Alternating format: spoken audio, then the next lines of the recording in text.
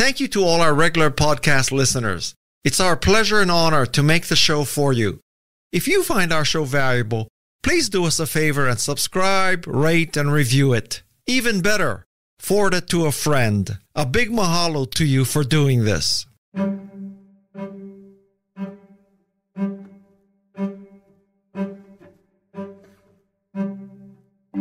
I'm Guy Kawasaki, and this is Remarkable People. We're on a mission to make you remarkable. Helping me in this episode is Dr. Jessica Wade. Jessica is a physicist and researcher based in London. Her work has earned her recognition around the world. You may have heard of Jessica because of her work as an advocate for diversity in science. She has written over 1,750 Wikipedia biographies for women scientists who have not received their due recognition. Her efforts in this regard were acknowledged by the late Queen Elizabeth, who invited Jessica to Buckingham Palace for sandwiches and to receive the British Empire Medal for services to gender diversity in science. In 2018, Jessica was the honorable mention for the Wikimedian of the Year award. Later, she won the Wikimedian of the Year award for the United Kingdom. In her role as a research fellow at Imperial College London, Jessica is investigating new materials for optoelectronic devices, specifically chiral organic semiconductors. In addition to her research and advocacy, Jessica is also a children's author. She has written a book called Nano, The Spectacular Science of the Very, Very Small. It is a fascinating and fun introduction to the world of nanoscience for young readers. I'm excited to have Jessica on the show today so we can learn about her work in physics as well as fostering diversity in the sciences. I'm Guy Kawasaki. This is Remarkable People. And now, here is a remarkable Jessica Wade.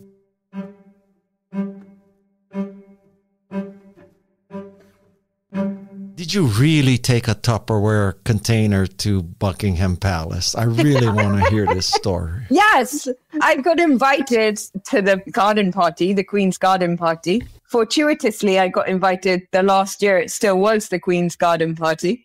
And when you get an invite like that, it's quite overwhelming and exciting. But it also says you can only bring one guest. And so, of course, I had to take my mum, right? I mean, I think I'd probably be kicked out of the family if I didn't take my mother. But my father is the one who really likes sandwiches. So I thought there's got to be some way around this. And so I took my little Tupperware box. I took not only sandwiches, I also took a small tart and a slice of cake. And I can tell you that everyone else at that garden party was jealous of my Tupperware. They thought she should, her dress is fine, but I'm really into that plastic box. And so, not only was I storing in the family department, but also other people there thought I was cool. So yeah, I definitely did take it. Did you post a picture of your Tupperware score after the party anywhere? I put a picture of it online. I didn't get in any trouble with the royal family, if that's what you're saying. There's no little sign saying you can't take your sandwiches with you. It's quite an extraordinary spread they put on. I'm sure you've been to events where maybe PhD scientists or early career scientists are gathering. And if there's free food, it makes the event a whole lot more awesome. And I just took that to Buckingham Palace. That's why you are who you are, Jessica. That's why you're on Remarkable People. You could qualify for Remarkable People just for that. Forget all the Wikipedia and the STEM stuff. That's just a great story, Sam.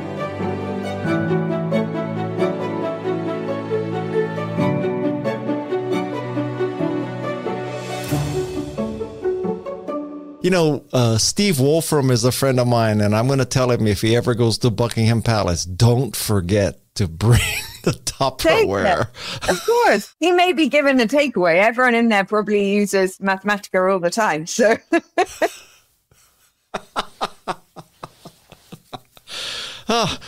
And the Queen thought she had problems with Meghan Markle, and you were like lifting sandwiches out of her reception. Oh my God! Those little scientists. That's who she should have been worried about. Okay, so that's the first question I had to get off my chest. The second question is the Casio pink calculator story true? I mean, were you one of the Casio women scientists and they made it in pink? And, was that whole... Tell us that story. I didn't think it was pink. Casio made a range of beautiful calculators with kind of cartoons of extraordinary women scientists on. And one of the people who was working on the campaign, I think, had seen a lot of the work that I was doing to try and support young women in science. I had just done a big campaign to get a book that had been really, really important to me into kind of all high schools across the UK. And that had gone pretty well. I teamed up with my friend to do that. And Casio saw that this was happening. And I think they thought, she seems like a nice little scientist. So they had this extraordinarily distinguished collection of women on their calculators, Marie Curie. And then they had a Jess Wade calculator. I think if I was a teenager in a shop getting my parents to buy me a calculator, and I had this eminent list of extraordinary women and then just this unknown physicist from London, I'd be like, who is that? But they did it. And it's quite remarkable. It's so remarkable that I actually can't look at it because I think it's so embarrassing. I love celebrating other people and I love championing and shouting about how brilliant women scientists are. But when the spotlight is on you, it's a little bit much. So yes, they did make a calculator. I don't think it was overly pink, but I do think it's a pretty awesome thing to put women on calculators. And I think organizations like Casio are just doing great work in that area. So do you have a box full someplace in your closet? A box of calculators. I do have a box of calculators, but they're all of the calculators that I'm sure you can cast your mind back to when you last did a maths or a physics exam at university. And they always give you a calculator to make sure that you've not programmed a bunch of stuff into your own personal calculator. And invariably, I'd walk out of that exam with that calculator. So I have a box with calculators, but they're all perhaps belonging to Imperial. They're not belonging. Look at this. Now I seem like a sandwich and calculator thief, when in reality, I'm a very nice person. I have got one of the Casio Jess Wade special editions. I'm seeing some kleptomania in you, but okay. Well, I actually meant if you had a box of the calculator with you on it. No, I couldn't. Or you just have one? I have one. Or my biggest joy in life is when I see really, really incredible people, particularly people from historically excluded groups or people who I know have been doing extraordinary work. And I see them getting recognized and honored, and we'll come to it. But when I write these Wikipedia pages, when I see those people going to get awards or be mentioned in newspapers or be on news shows, it fills me with so much joy. Then I'd have a box of those calculators. But if it's about me, I'm like, oh, no, I don't know why. I am going to dive deep into Wikipedia. But first, let's talk about your day job. Right now, what exactly do you do? Because I read a description and I could understand about every other word in that description. So can you give us the gist of what you're working on? So I work on new materials for optical and electronic devices. They're carbon-based materials, so carbon-based semiconductors. Probably most people, if they're listening to the podcast on a mobile phone, has an OLED display, an organic light-emitting diode display. And they're these kind of really exciting emerging class of materials where we can use the chemistry of the molecules to control the optical and the electronic properties. So by changing the chemical structure of the molecules in the active layers of your device, we can change the color they emit, the color they absorb. We can control the way that electrons move through those systems. But particularly at the moment, I'm really excited about organic semiconductors that are chiral. And chirality is this really extraordinary property of symmetry and shape that we can harness in molecular electronic devices to control the spin of photons or the spin of electrons to make devices more efficient. So organic semiconductors exist. They're in your mobile phone, they're in your tablet, they're in your laptop, they're in your fancy TV screen. And I'm trying to say, hey, let's think about making them chiral so we can do these even more sophisticated processing or have more efficient displays. And it's a really exciting world to work in because it's that intersection between me in physics and materials and people in chemistry and people in computational chemistry predicting how these things would work. And then us trying to do the material science to optimize them to put them into a device that has real world significance and also to try and work out what's going on. And yeah, it's just this like beautiful medley of different backgrounds and different skills. And I just love working in it. Have you ever heard of the story of the physicist and the limo driver? I haven't heard of it, but now I have to hear about it. Please tell me it. And this is going to lead somewhere to my next question. There is a reason why I'm going to tell you this story. So the story is that this physicist has written a new book. He's on a book tour. He lands in a city, or she, let's say she. She lands in a city, limo driver picks her up, and from now they're going to various events, you know, a breakfast speech, a lunch speech, dinner speech, all that. So she has to give 3 or 4 speeches that day about her new book about physics.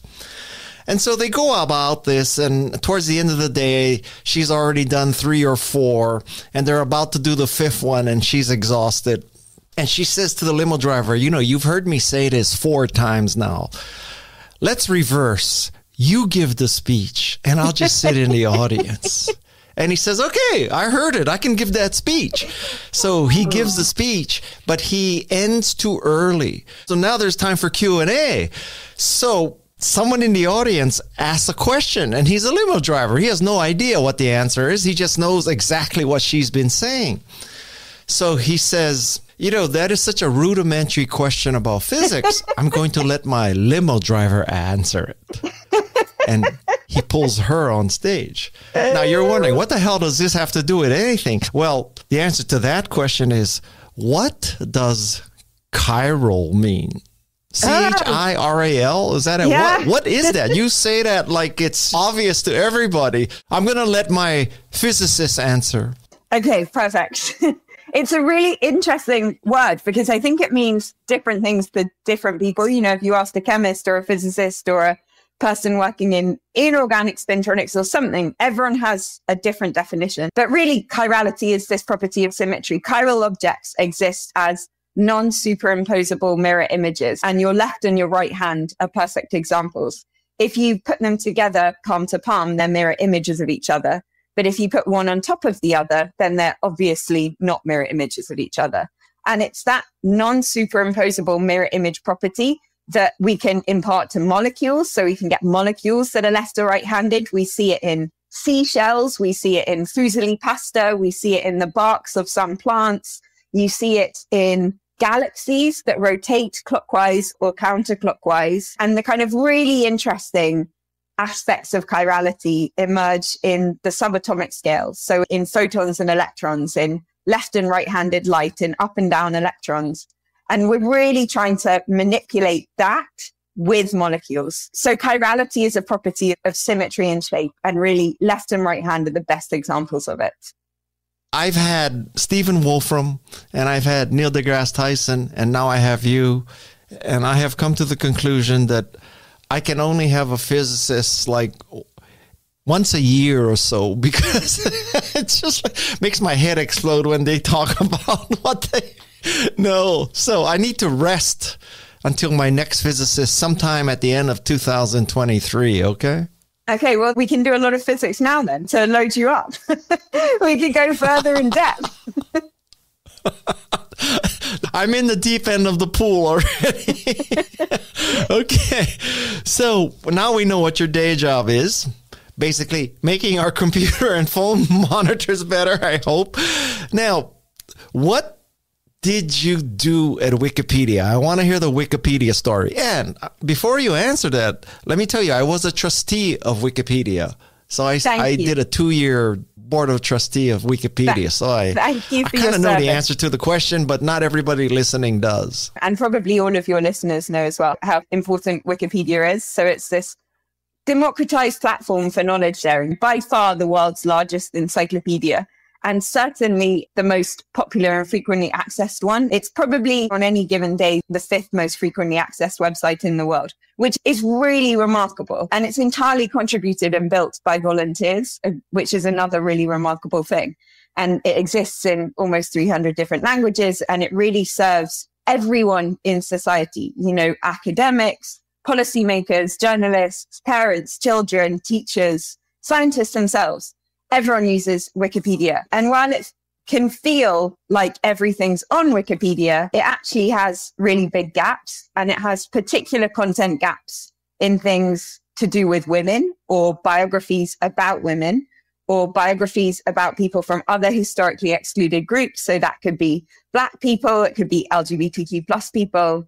And also actually pretty much science in general is not very well up to date on Wikipedia. So Wikipedia is super important. Wikipedia has these huge knowledge gaps. And I realized these two things simultaneously. And I also realized it could be this huge platform for communicating breakthroughs in science and also the stories of scientists themselves. Since I started my journey in science in physics and chemistry and materials, I've fallen completely in love with what I do.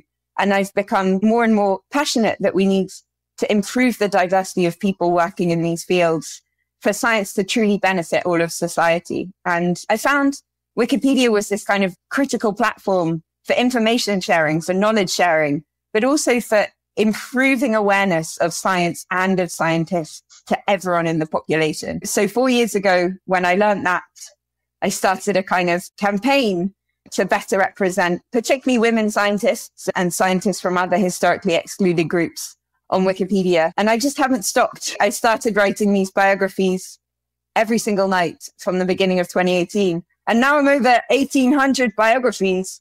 And there's never been a night when I sat down and thought, I don't have anyone to write about. Every single night, I'm like, I wish I had more time so I could write about more awesome people. And then there's the next night, so I can start again. So I realized Wikipedia was critical. And then I just realized that I could use it as this platform to tell these stories and hopefully get people the recognition they deserve for the breakthroughs that they've made. Make sure that these names are protected and documented for future generations and celebrated now, but also to inspire new generations of scientists, because the world really needs that. How long does it take you to write an entry? Completely honestly, it depends who the person is. If they're an American, maybe your podcast research team will know this. If they're an American, it's usually quite easy to write about them because they're quite good at documenting all the awesome things they've done. And their websites will have a whole bunch of links to things, and their institutions are really good at writing about them. If they're from France, it's really hard, obscurely hard, bizarrely hard to find information out about French scientists. So it really will depend geographically where they're from in history, probably, 1 or 2 hours an evening. There's almost like a catch-22 here. So you're writing about people who don't have entries in Wikipedia, but how did you figure out that they exist if they don't exist in Wikipedia? So is there a list of, these are 1,800 women scientists that aren't in Wikipedia? How do you know to write about them if they're not in Wikipedia? It's a catch-22. It's such a big catch-22, and it gets even more complicated than that. I can find names of phenomenal women who are leading important clinical trials, people who've made huge breakthroughs and got really nice papers, people who are speaking at conferences, people who've won awards, people who've been made fellows of the AAAS. Those lists exist and those people exist. But often these people also haven't received enough coverage, independent coverage of who they are. Historically, there were lots and lots of phenomenal women scientists who were working alongside their brothers or their husbands and just not getting the credit, and no one was writing about them. So I can find the names, but finding enough references and sources, which is what Wikipedia is built on, this isn't a primary information site, that can be quite tricky. So sometimes I have to go and do all of this researching and be able to work it out. But actually, these people exist. Just because they're on Wikipedia doesn't mean their history isn't there and their story can't be told. It just means it takes longer to put it together.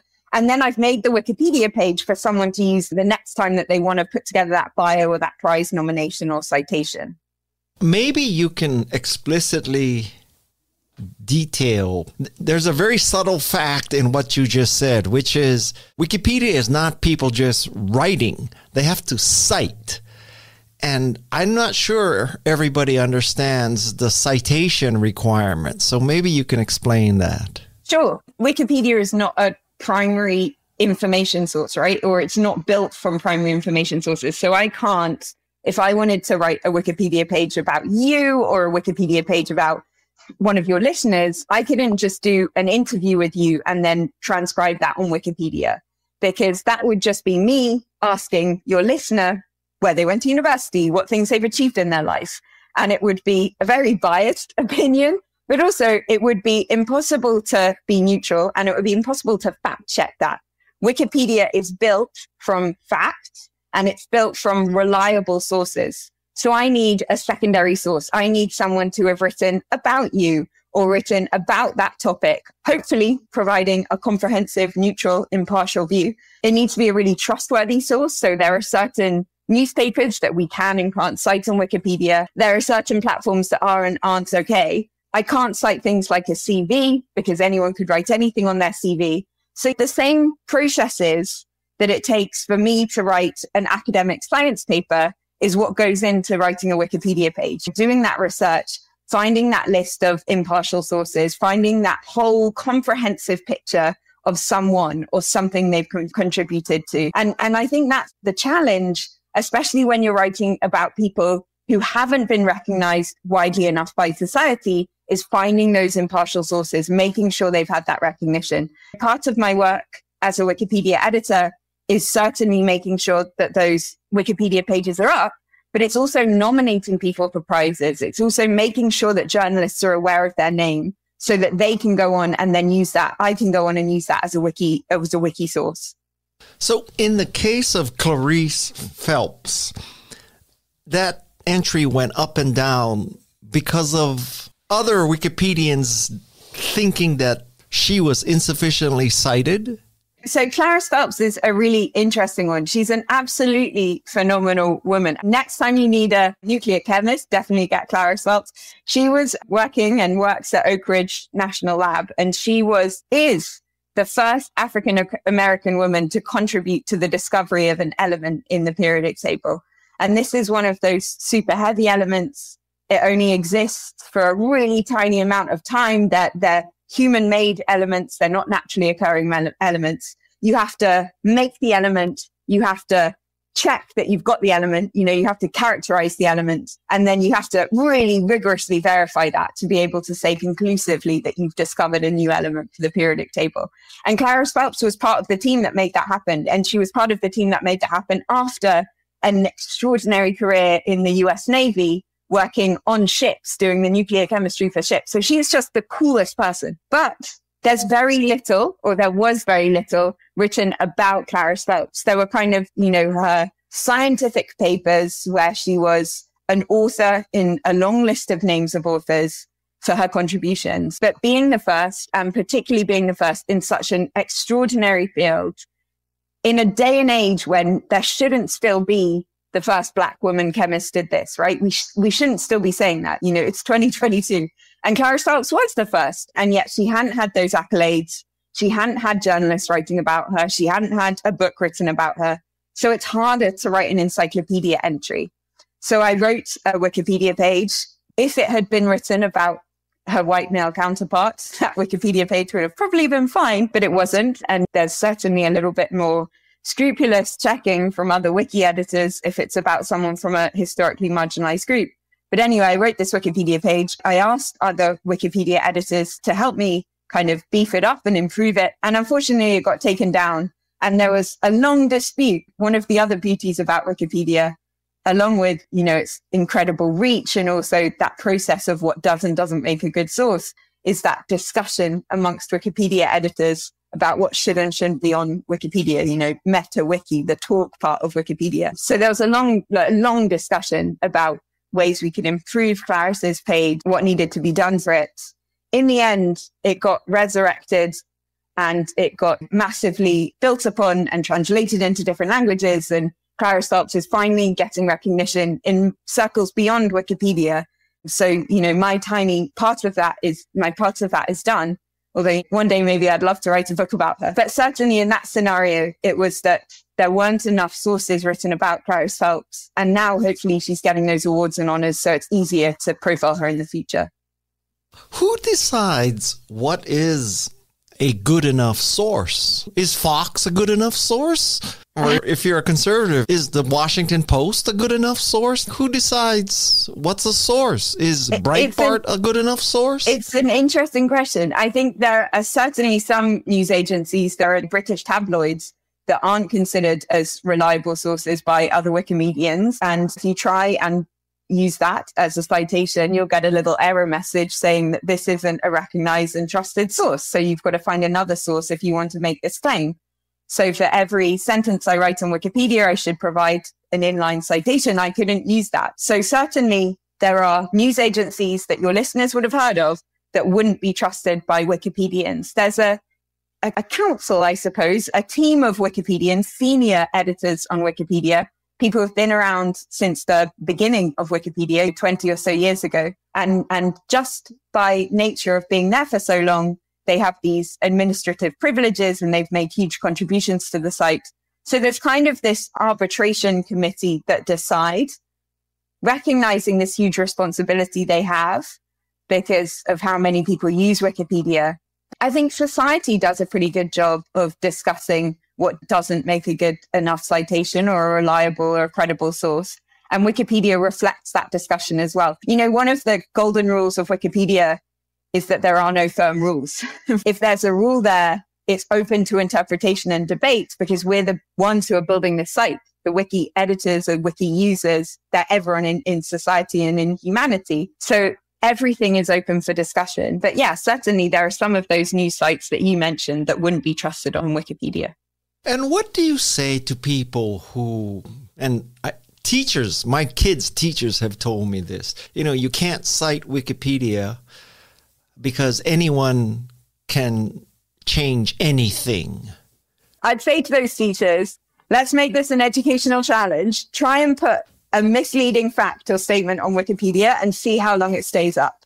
Try and put something on there that's an outright lie, or try and put something on there that you don't cite and put a citation for, and then see how long that statement stays up. Because actually, Wikipedia is so meticulously and rigorously fact-checked that it's much more reliable and usually much more up-to-date than published books.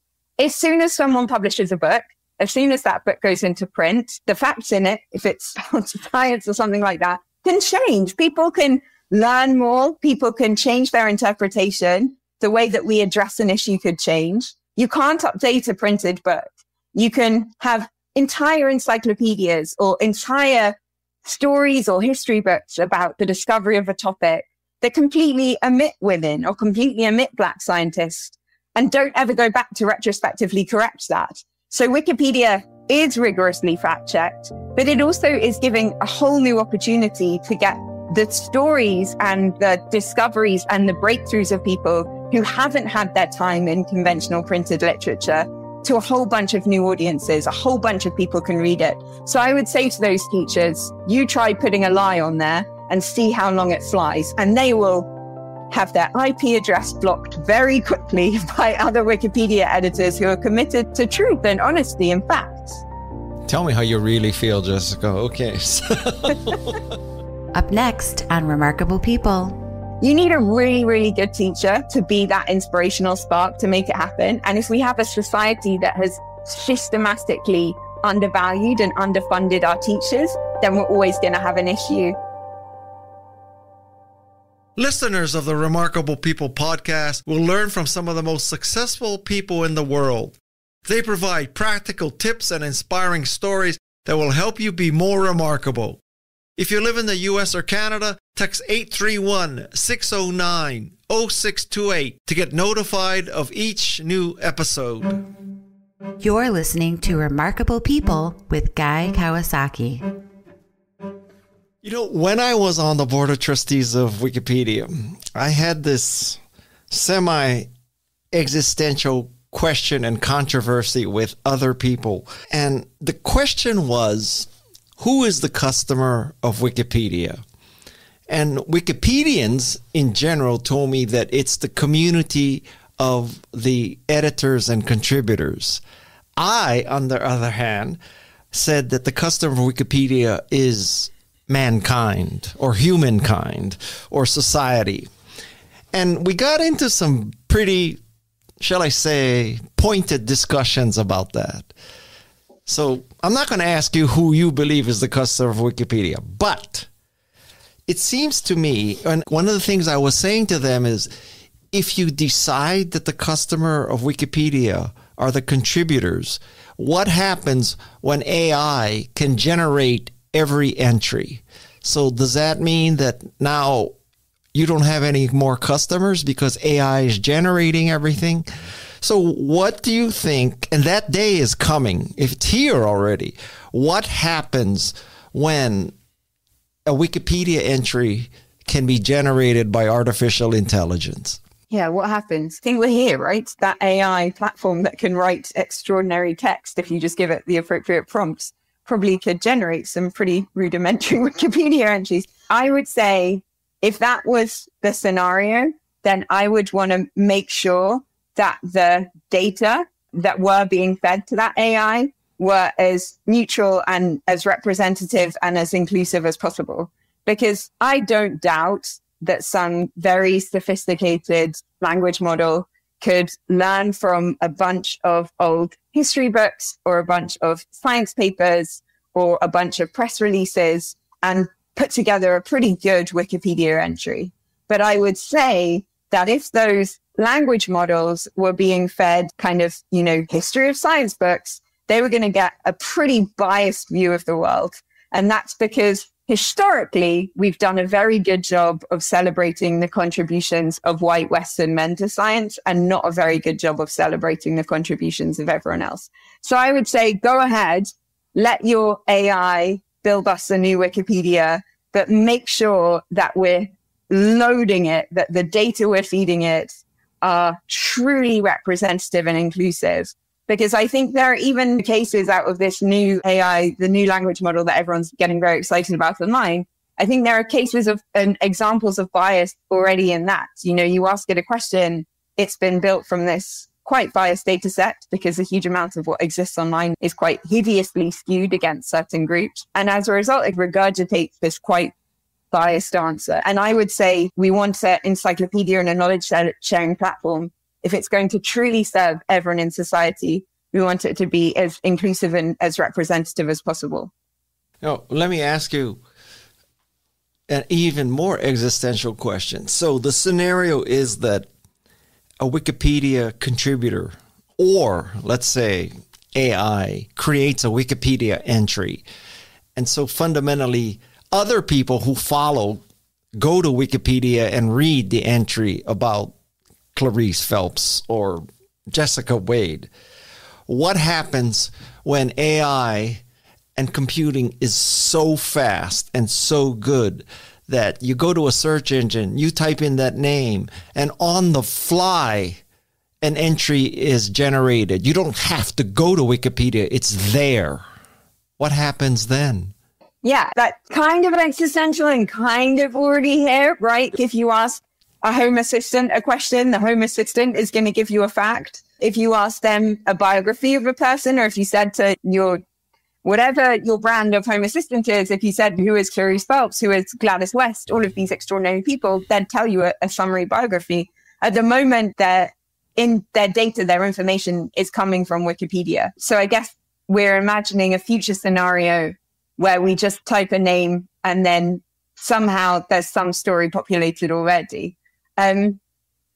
I don't know what that would be like. Again, it would come down to where it's getting that information from, where it's pulling that information from. How do we fact check a black box? How do we check that it's pulling information from the right sources, or that it's not going through someone's private social media accounts to pull together their biography? Because, I could go on whatever network I wanted right now and say I'm president of Harvard University. And how would I stop that AI generated biography just spewing out a lie? So I have absolutely no issue if someone wants to automate some of this research process. I don't mind if we get to a stage where students can pull together a pretty good literature review, summarizing a topic without having to go and trawl through old papers or old reference books and things like that.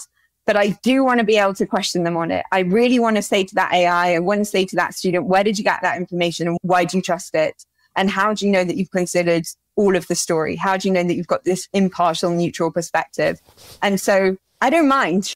Back to your first question, do I see the Wikipedia customer as the editor or as the society that it's serving? I'm on the side of the society that it's serving. That's who I'm writing this information for. I don't mind if you automate some of those steps, but I do want that opportunity, like I want with history books, to be able to say, how have you fact checked that? And how do I know that you've been neutral? And at the moment, I don't think we can do that. I've had history professors on this podcast, and cutting to the chase, they basically said most of the history books are utterly, completely wrong and prejudiced and totally biased. Starting with the Thanksgiving celebration in the United States. It wasn't all hunky-dory Indians and pilgrims eating together in brotherly love. That was hardly what was really going on, but I digress. No, but I like it. So let's get off Wikipedia. Okay. Let's stop with Wikipedia.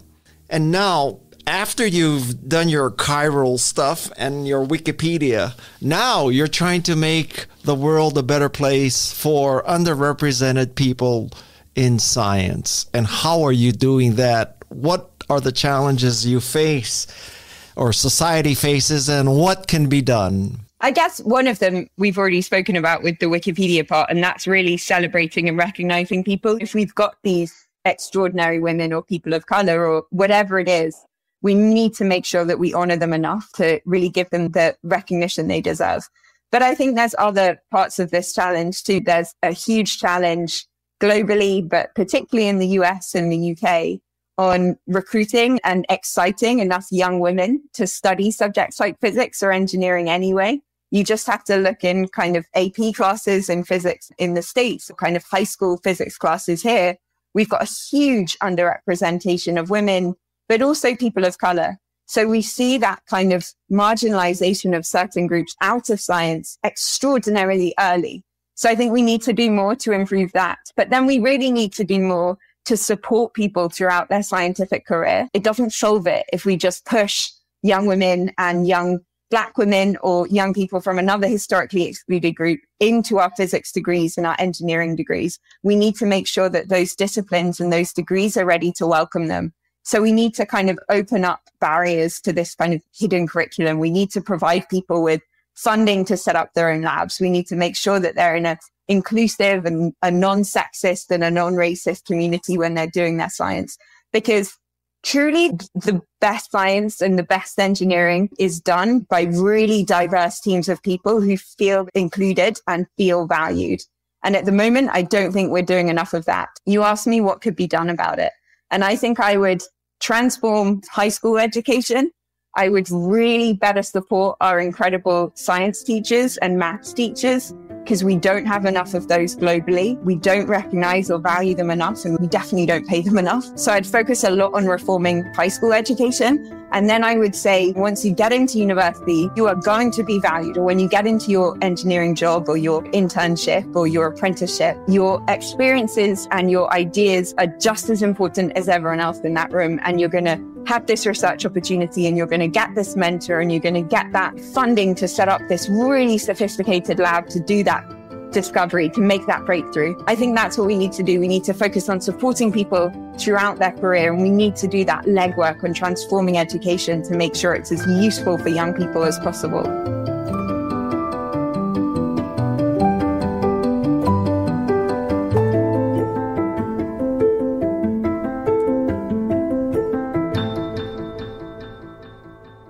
Do you have any insights into how we got into this mess? Why is it that there's such a pay discrepancy? There's so many barriers for women and other groups. How we got into this mess from a kind of historical education side is actually really interesting. I've been reading these history of science education books, and particularly in the UK, but I think it would hold internationally. In the early 1900s, men were all learning Latin and Greek. That was considered as exceptionally important for men to learn Latin and Greek. And women were doing the physical sciences, the chemical sciences, and doing them quite extraordinarily well. And then there was this shift over the early 1900s when women were pushed. First, men went off to war in the First World War, and then the Second World War. Women momentarily got their opportunity to study science in university. But then there was this movement in the early 1900s towards the 1950s where women really were only recognized and honored for their careers as homemakers, for their careers as mothers, for their contributions to society that were basically all caring responsibilities. And then women were pushed out of these subjects that they could have gone on to have really high achieving and really extraordinary careers in. So I think from an education side and an education perspective, it hasn't always been this bad. But recently, the way that we teach, the way that we force young people to specialize, this huge shortage we have of skilled specialist teachers, you know, that critical person who inspires you in the classroom, who says physics is this cool, exciting, extraordinary subject that will let you save the planet, it will let you explore outer space, it will let you understand biology better.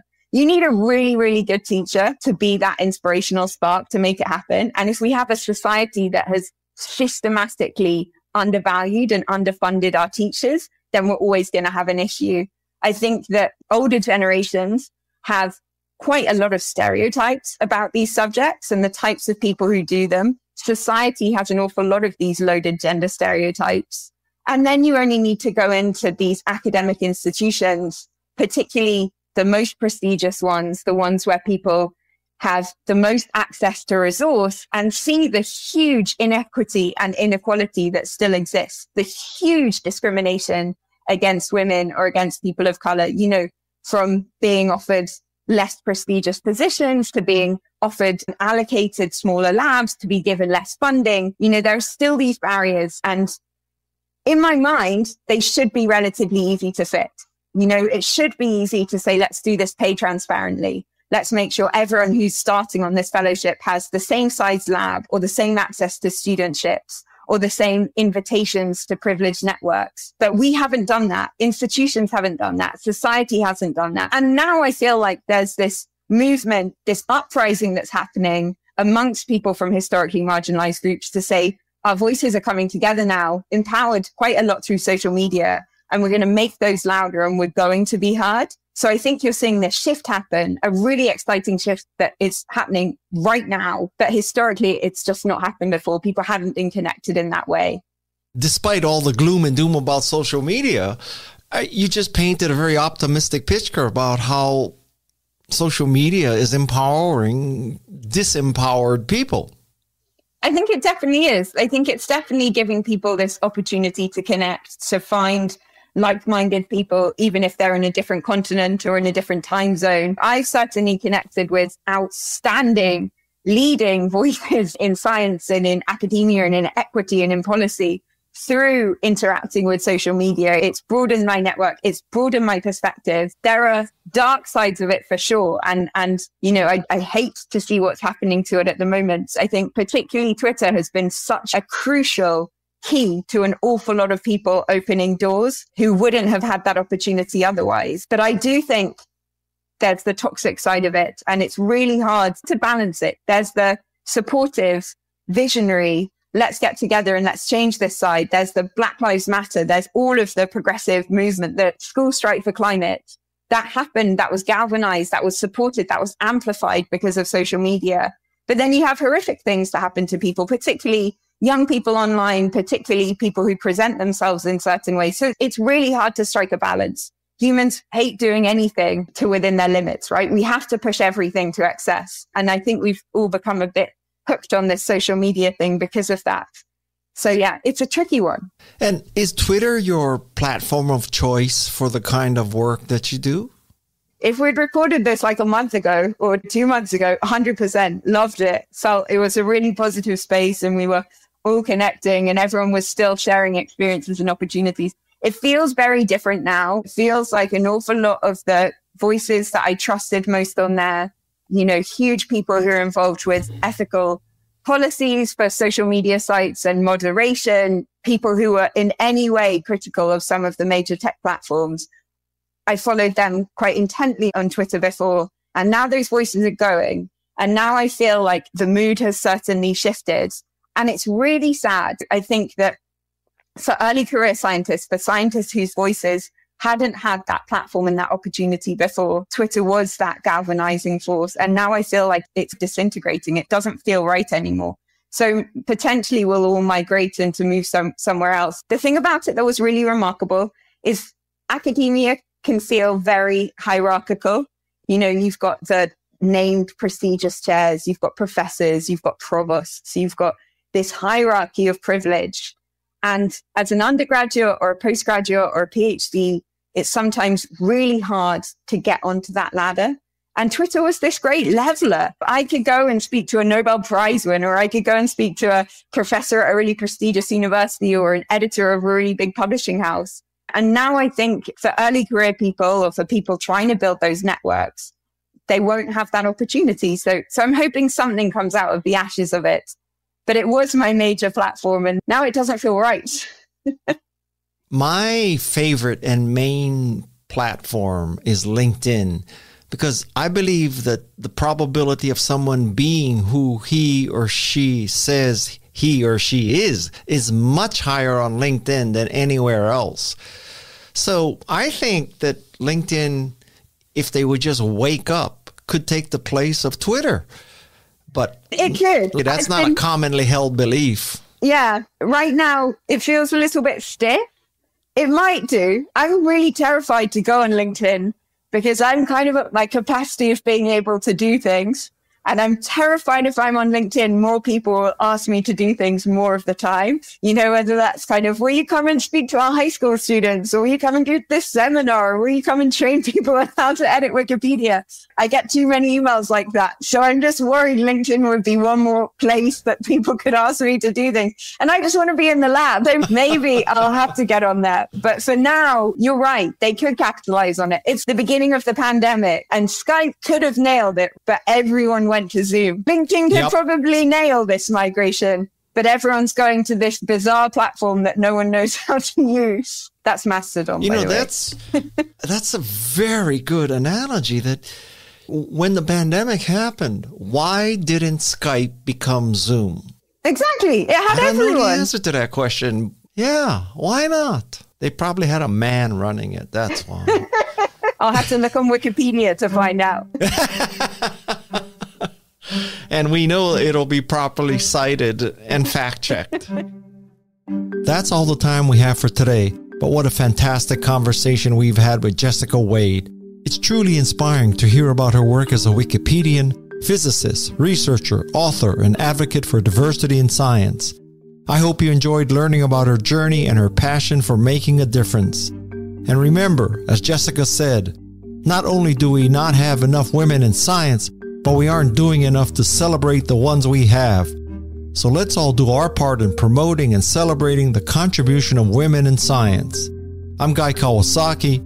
This is Remarkable People. My thanks to Peg Fitzpatrick, Jeff C., Shannon Hernandez, Luis Magana, Alexis Nishimura, and the drop-in queen, DIQ, of Santa Cruz, Madison Nismer. Until the next episode, mahalo and aloha. Want to know when there's a new episode of Remarkable People? Simply text 831-609-0628 if you live in the US or Canada. Don't miss upcoming shows. Take a moment to follow Remarkable People in your app or podcast player. This is Remarkable People.